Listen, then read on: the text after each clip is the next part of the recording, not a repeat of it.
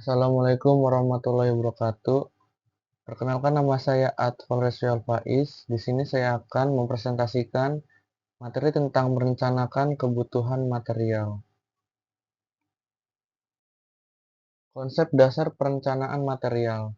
Konsep dasar perencanaan material pada dasarnya adalah memastikan bahwa semua bahan baku, komponen, dan suku cadang yang dibutuhkan untuk proses produksi tersedia dalam jumlah yang tepat pada waktu yang tepat dan dengan biaya yang efisien. Prinsip dasarnya yaitu berorientasi pada permintaan, seperti kebutuhan material dihitung berdasarkan jadwal produksi atau pesanan pelanggan. Yang kedua, tepat jumlah, tidak boleh kelebihan, membebani gudang atau kekurangan menghambat produksi. Yang ketiga itu tepat waktu, material harus tersedia sesuai jadwal proses produksi. Yang keempat, efisiensi biaya, mengatur pembelian dan persediaan agar biaya rendah tapi tetap aman. Komponen yang diperlukan yang pertama jadwal induk produksi (Master Production Schedule), menunjukkan kapan dan berapa produk dibuat. Yang kedua itu Bill of Material atau BOM, daftar lengkap komponen dan material untuk membuat satu unit produk. Yang ketiga data persediaan, informasi stok, pemesanan yang sedang berjalan, dan waktu tunggu atau lead time. Kemudian hubungan MRP dengan sistem produksi dan pengadaan. Hubungan MRP dengan produksi. MRP atau Material Requirement Planning membantu bagian produksi memastikan material tersedia tepat jumlah dan tepat waktu sesuai jadwal produksi. Jika jadwal produksi berubah, MRP akan menyesuaikan rencana kebutuhan material. Tanpa MRP, produksi beresiko terhenti karena kekurangan bahan atau justru kelebihan stok yang membebani gudang. Hubungan MRP dengan pengadaan. MRP memberikan informasi detail ke bagian pembelian atau pengadaan tentang bahan apa yang harus dibeli, berapa jumlahnya, dan kapan pemesanan harus dilakukan.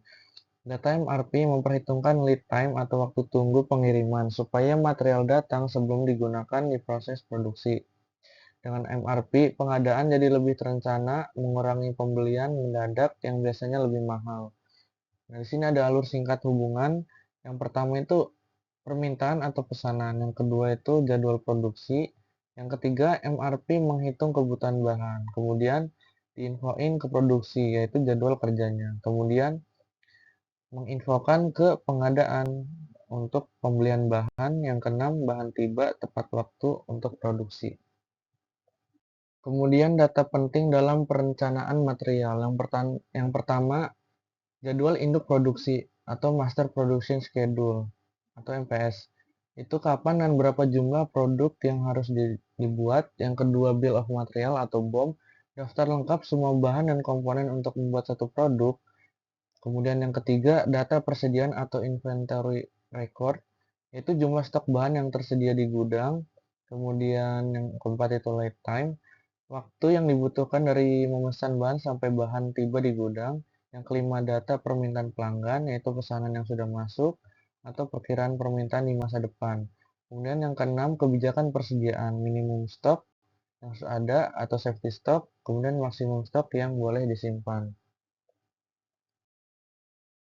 Selanjutnya mengenal Bill of Material atau BOM. Bill of Material atau BOM adalah daftar lengkap semua bahan atau komponen dan subkomponen yang dibutuhkan untuk membuat suatu produk jadi. BOM mencakup nama bahan, jumlah, spesifikasi, dan urutan perakitan. Fungsi BOM yang pertama itu panduan produksi, menunjukkan bahan apa saja yang digunakan dan bagaimana merakitnya. Yang kedua, dasar perencanaan material, menjadi input utama dalam MRP untuk menghitung kebutuhan bahan. Yang ketiga, kontrol biaya, membantu menghitung total biaya material untuk setiap produksi. Yang keempat, standarisasi, memastikan semua produk dibuat dengan bahan dan jumlah yang sama. Jenis-jenis Bill of Material. Yang pertama ada Manufacturing Bill of Material atau MBOM. Yang kedua, Engineering Bill of Material atau EBOM. Yang ketiga, Sales Bill of Material atau SBOM. Yang keempat, Single Level Bill of Material. Dan yang kelima, Multi-Level Bill of Material. Kemudian, teknik forecasting kebutuhan material. Forecasting kebutuhan material adalah cara memperkirakan jumlah bahan yang dibutuhkan di masa depan berdasarkan data historis, tren permintaan, dan rencana produksi. Tujuannya supaya bahan tersedia tepat waktu dan jumlah tanpa kelebihan atau kekurangan stok. Berikut adalah beberapa jenis forecast yang umum digunakan. Yang pertama, forecasting kuantitatif, yaitu menggunakan data historis dan metode statistik untuk membuat prediksi permintaan di masa depan. Beberapa metode yang termasuk dalam kategori ini adalah yang pertama itu moving average, yang kedua exponential smoothing, yang ketiga regresi linear, yang keempat time series analysis. Kemudian yang kedua ada forecasting kualitatif, yaitu menggunakan penilaian subjektif, pendapat ahli, dan informasi pasar untuk membuat prediksi. Metode ini sering digunakan ketika data historis tidak tersedia atau kurang relevan. Beberapa metode kualitatif antara lain yaitu Delphi Method, yang kedua market research, yang ketiga panel konsensus, yang keempat skenario writing. Nah, kemudian ada forecasting kuantitatif dan kualitatif atau hybrid. Pendekatan hybrid menggabungkan metode kuantitatif dan kualitatif untuk memanfaatkan kelebihan dari kedua pendekatan. Misalnya, sebuah perusahaan dapat menggunakan analisis statistik untuk mengidentifikasi tren dasar dan kemudian menggabungkannya dengan pendapat ahli untuk memperhitungkan faktor eksternal yang mungkin mempengaruhi permintaan. Kemudian perhitungan kebutuhan material. Di sini ada rumus dasar kebutuhan material, yaitu jumlah produksi dikali material per unit dikurangi stok tersedia ditambah safety stock. Ada keterangannya di sini. Jumlah produksi target produk yang akan dibuat, material per unit, jumlah material yang dibutuhkan untuk membuat satu produksi. Kemudian di sini ada contoh perhitungannya seperti sebuah pabrik membuat 500 kursi kayu, data BOM-nya menunjukkan satu kursi itu 4 kaki kursi, dibutuhkan 4 kaki kursi, kemudian stok kaki kursi di gudang itu 300 buah, dan safety stoknya itu 500 buah. Kemudian di sini dihitung kebutuhan kaki kursinya, kebutuhan materialnya, sehingga pabrik harus memesan 1.750 kaki kursi agar produksi berjalan lancar. Kemudian di sini ada catatan, perhitungan bisa dibuat per komponen sesuai BOM. Kalau ada lead time, pesanan harus dilakukan lebih awal. Yang ketiga, safety stock menyesuaikan tingkat risiko keterlambatan pemasok atau perubahan permintaan. Kemudian bisa dikomunikasikan dengan RAB dan RAP untuk melihat dalam sisi keuangan.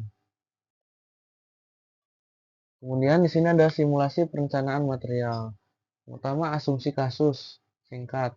Target produksi 500 kursi dalam 30 hari.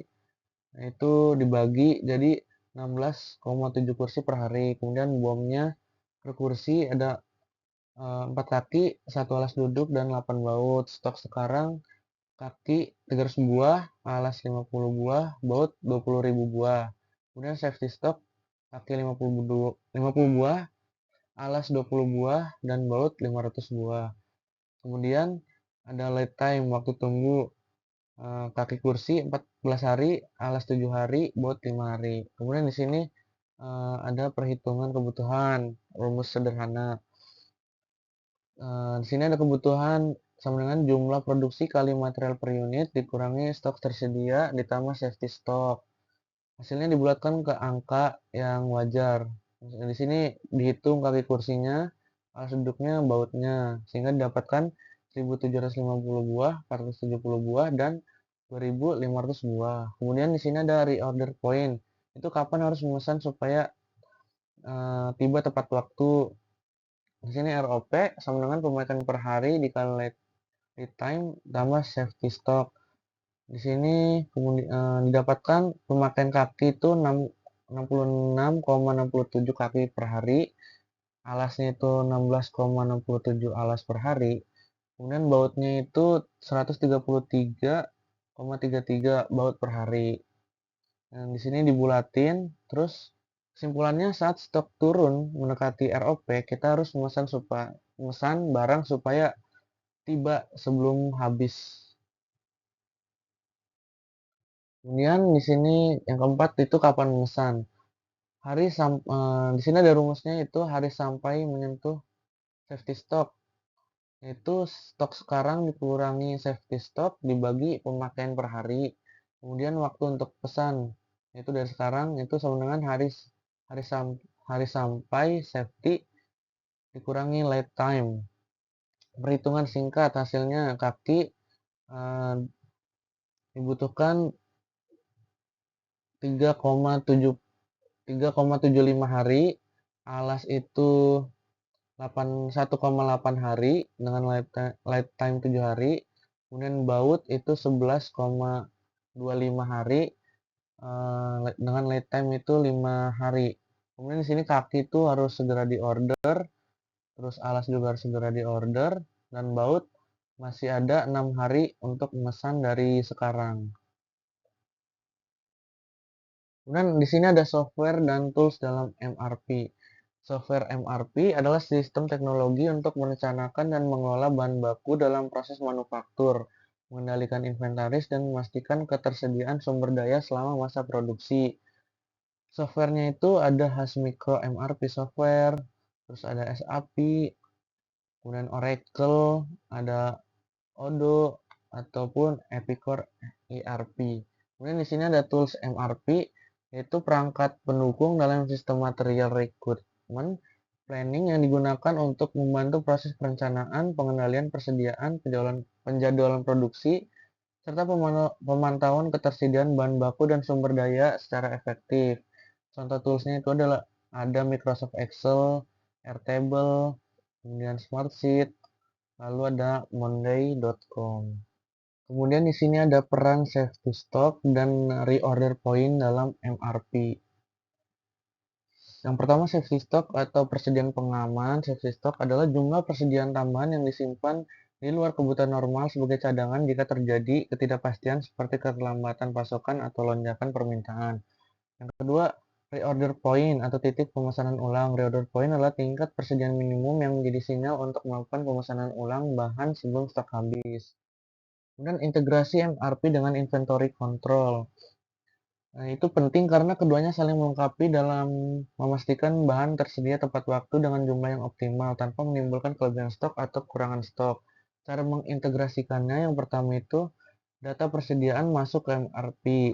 Yang kedua, perencanaan pemesanan dari MRP ke inventory control. Seperti MRP memasukkan jadwal pemesanan, plan, order release berdasarkan jadwal produksi dan kebutuhan material. Yang ketiga, penggunaan safety stock dan reorder point.